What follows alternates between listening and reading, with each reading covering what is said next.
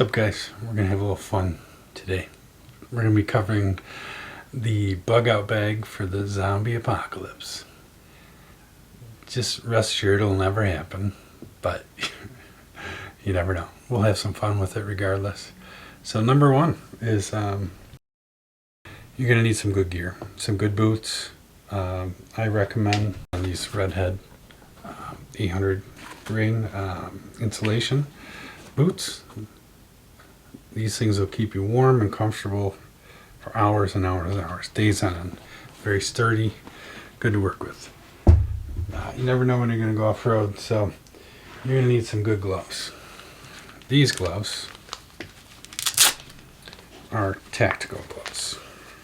I know they put that name in front of everything, but we got some plastic knuckles.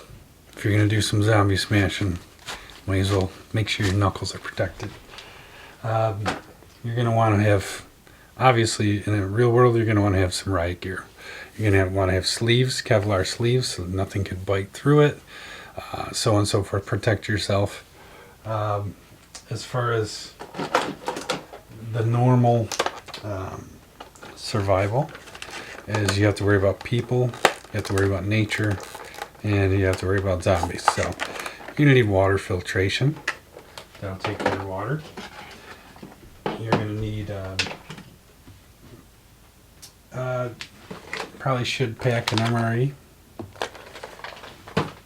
a way to boil water or cook your MRE.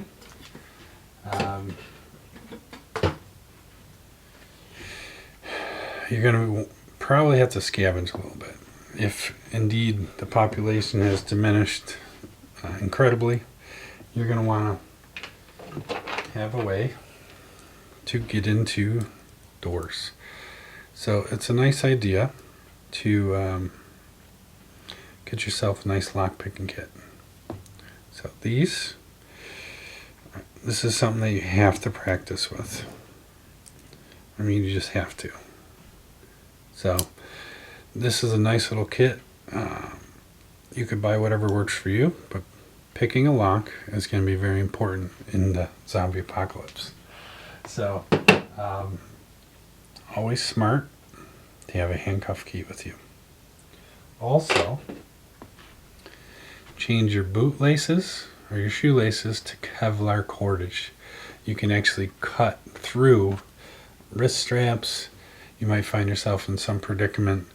You could even cut firewood with it if you have to. But Kevlar is your new best friend in zombie apocalypse. You're going to want a good multi-tool. Again, picking locks, you have no idea what you're going to be up against. Throw an ankle brace in just in case. You want some medical tape, an emergency blanket, a first aid kit, quick clot, just in case you get shot, bleeding. You're going to need some first aid training before it happens, but snake bite kit, very smart to have. Some cordage.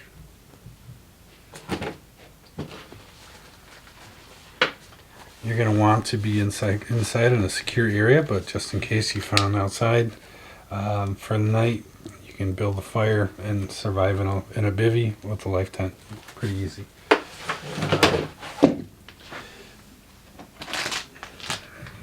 A metal pencil sharpener is really nice. You could take twigs and create fire starter material, even from wet. You could just whittle them down and get your shavings to start your fire. Your emergency flashlight, rechargeable by hand. Who wants to deal with mosquitoes in a zombie apocalypse? Anyway, we want some more tinder. So I'm a big fan of the Bigfoot bushcraft tinder. I've covered that in a couple other videos. All right. Redundancy, of course. You want your lighter with duct tape around it. You could use that as a bandage. Anything that you might need to patch tourniquet just in case you get bit. You got a tourniquet off your arm and chop that sucker off. You never know. Anywho, of course, this is all fantasy land. Never going to happen, we hope. But a nice little flashlight. Bring some extra batteries just in case. Poncho. I like these ponchos because they have an emergency blanket inside of them. You got chapstick. You got some floss. Some chafing ointment, of course. That's really important if you're going to be running, walking. Toilet paper. A saw. For campfire saw. For chopping up campfire wood. That's nice to bring. A little shovel. Alright, now for the cool stuff. You can get a little set of throwing knives. And again, practice. It's fun. You can get set up a dartboard. As far as around my waist, you're going to want a real knife. So you're going to want a Bowie knife. Nice little scabbard. This one's made by Mossy Oak, but this big boy, that'll take care of any zombie you want. Or person that's trying to steal your stuff. Now, obviously you want to be kind of silent when killing zombies. One of the most important things that's just easy peasy is a little belt loop with a nice metal full tang hammer. That'll dispatch any zombie you need. As far as for defense against people, you never know. You got a little spork. Tactical spork.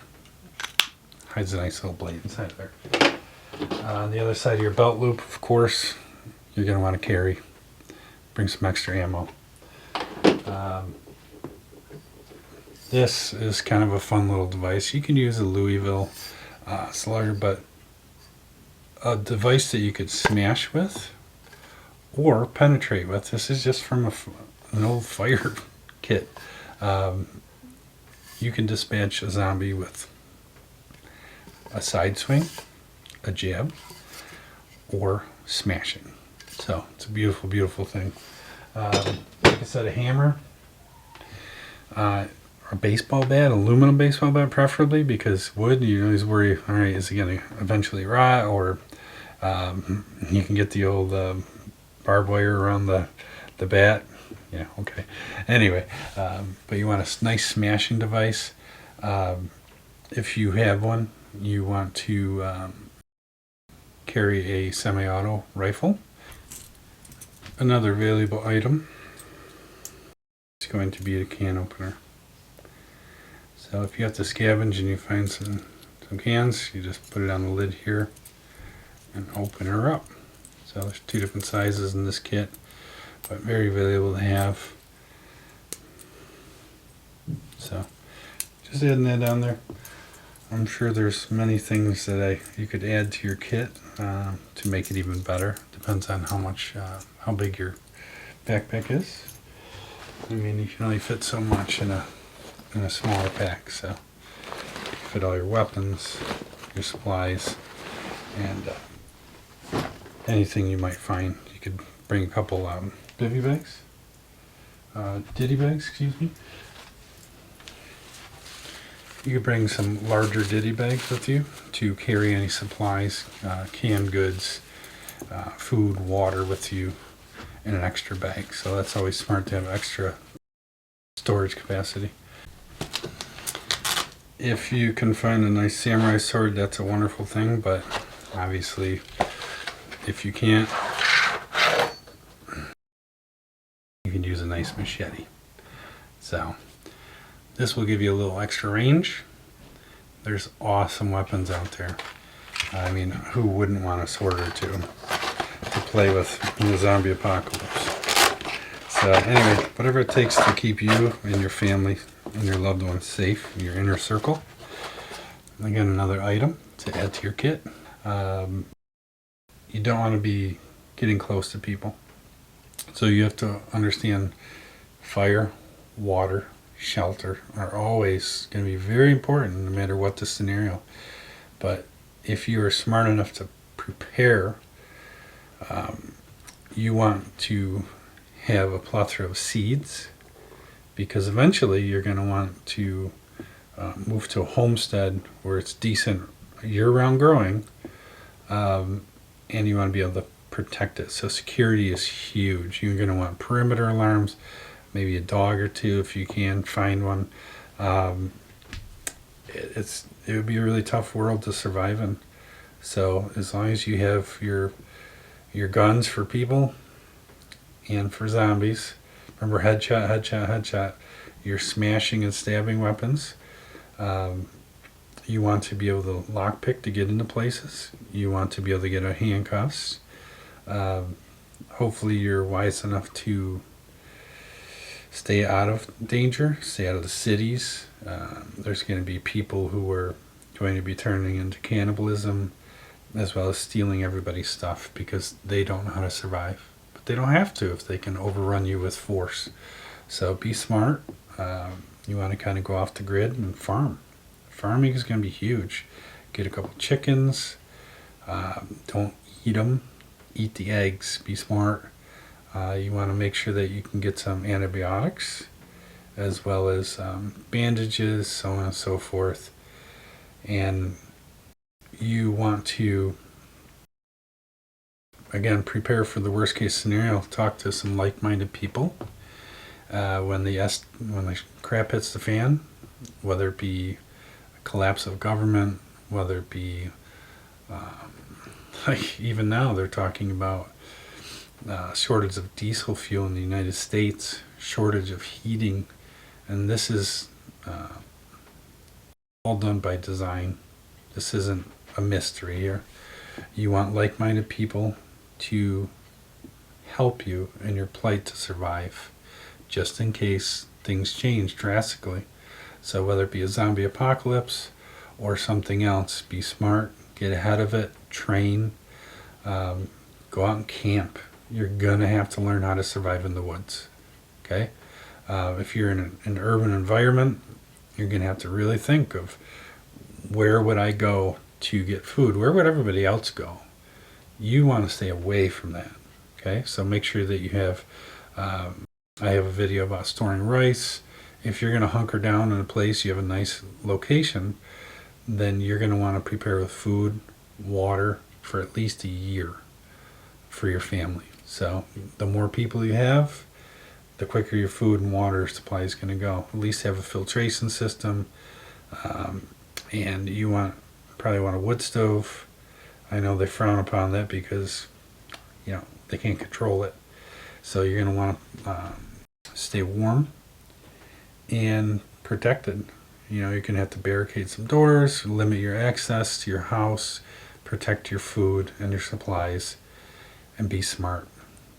Guns are going to be very, very important to have, as well as, like I said, a network of people to assist you. You're going to want some caffeine pills or whatnot to stay awake if you are in a dangerous situation. You need to stay alert, be smart, make sure you have vitamins and all sorts of good things. But we'll worry about long-term survival in another video, with gardening, with canning. I have some canning videos on the channel, as well as some other more realistic scenarios to deal with. But you guys have a great day, and protect yourselves by getting ahead of it. Prepare for the worst and hope for the best. Anyway, you guys have a great day. Like and subscribe. Please leave some comments. If you have any questions, I'm always here for you. Thank you.